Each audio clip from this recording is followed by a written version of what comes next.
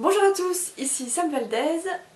Aujourd'hui nous allons voir 10 conseils ou habitudes d'écrivain que j'applique. Le premier concerne Hemingway qui écrivait 500 mots par jour. Alors c'est vrai que du coup je suis pas quelqu'un qui va forcément se donner un nombre de mots, je suis plutôt en durée, c'est-à-dire me donner 25 minutes et éventuellement faire plusieurs fois 25 minutes.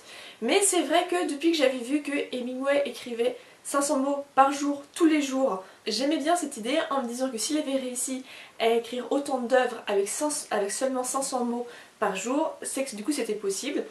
Et donc du coup c'est vrai que voilà, les jours où j'ai pas forcément la motivation, où j'ai un peu de difficulté, je me dis allez, je fais 500 mots et après je m'arrête. Pour la deuxième habitude, on reste avec Hemingway qui conseille de toujours s'arrêter quand on sait ce qui va se passer ensuite. À partir du moment où j'avais lu cette habitude, j'ai commencé à l'appliquer. Jusque là, à chaque fois j'écrivais tant que je savais exactement où j'allais, que j'avais de l'inspiration, que j'avais la scène en tête.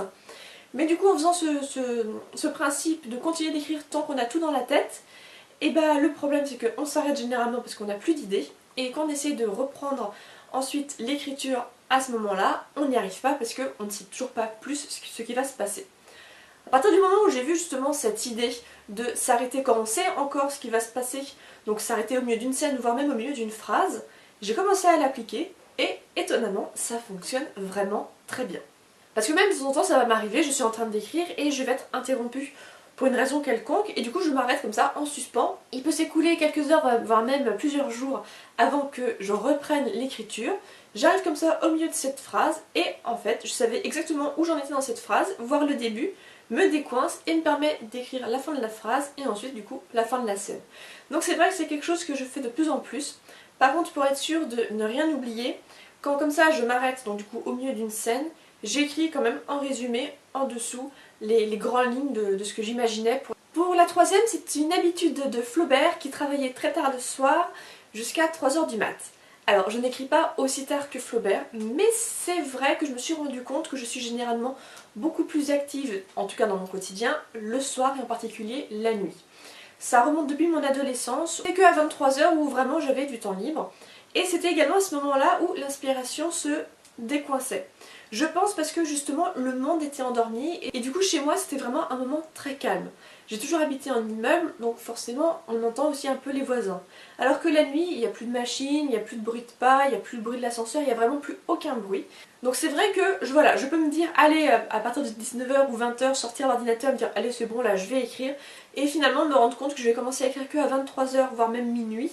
Et du coup bah là je peux écrire en effet jusqu'à 2h ou 3h. Je vais vraiment faire ça les jours où le lendemain je n'ai pas besoin de me lever tôt. Un autre conseil c'est celui de Henry Miller qui revient assez régulièrement, qui dit que quand on ne peut pas créer, on peut toujours travailler. Alors c'est vrai, bon, c'est difficile à appliquer, mais voilà, le conseil est complètement vrai. S'il y a des fois où voilà, bon, on n'arrive pas à imaginer l'histoire, on n'arrive pas à écrire, on n'arrive pas à avancer.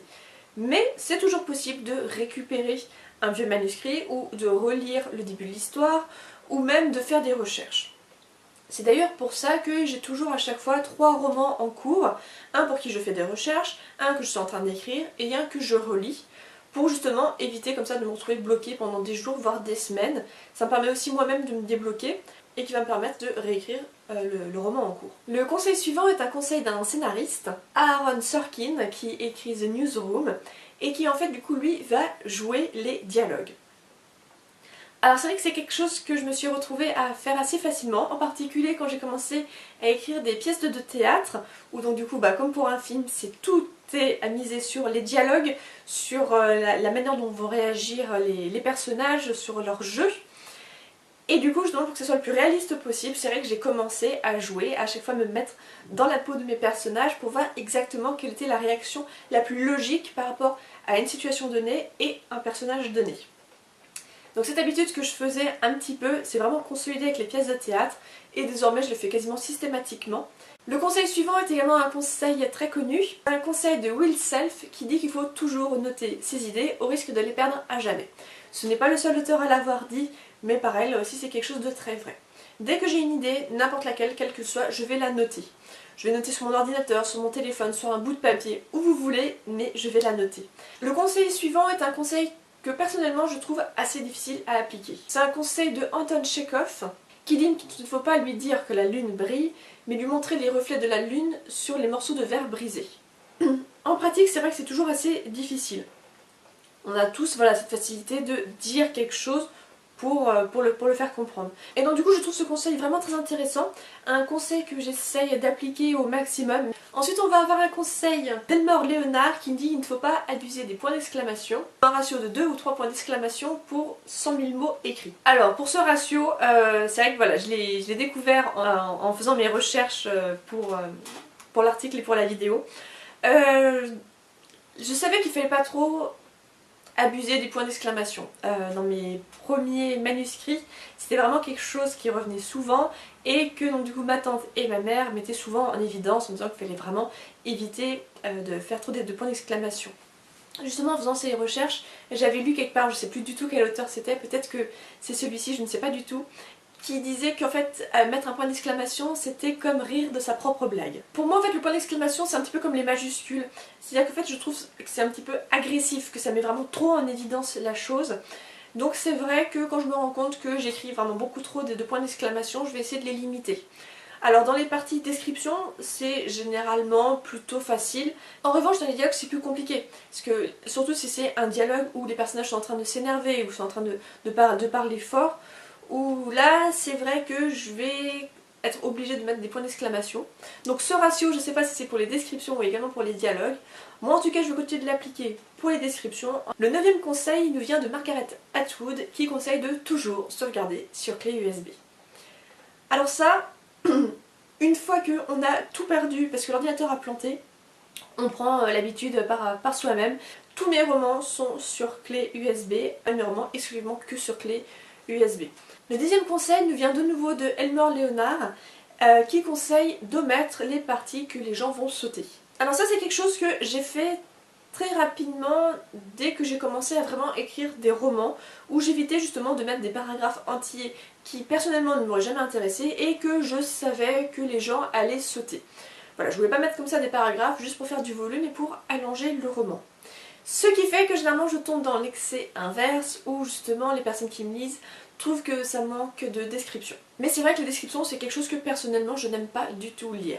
En tout cas j'essaie comme ça de toujours résumer au maximum les parties que de manière générale les gens vont sauter ou que moi-même je vais sauter. J'essaie toujours voilà, d'écrire quelque chose que j'aimerais lire et si déjà ça m'ennuie de l'écrire, c'est que c'est mauvais signe, c'est que forcément ça va m'ennuyer de le lire.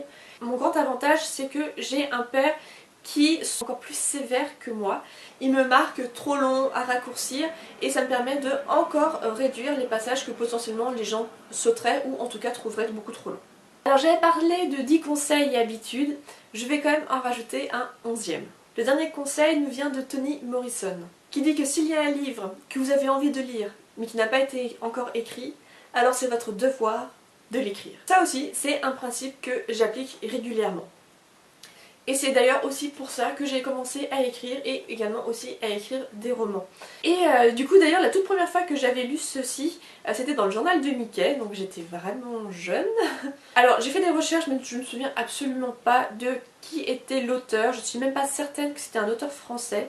Mais donc du coup vu que je n'ai pas lu le livre, je n'arrive pas à me souvenir du titre de la couverture ou du nom de l'auteur. Mais je me souviens que justement il avait eu donc du coup une toute petite interview dans le journal de Mickey qui expliquait que s'il avait écrit ce roman en particulier, c'était parce que c'était le roman qu'il aurait rêvé de lire quand il était enfant. Deux conseils similaires que je trouve être l'essence même des écrivains et c'est d'ailleurs du coup le tout premier conseil d'écrivain que j'ai pu appliquer. J'espère que ces 11 conseils vous auront inspiré et je vous souhaite de bonnes écritures. A bientôt.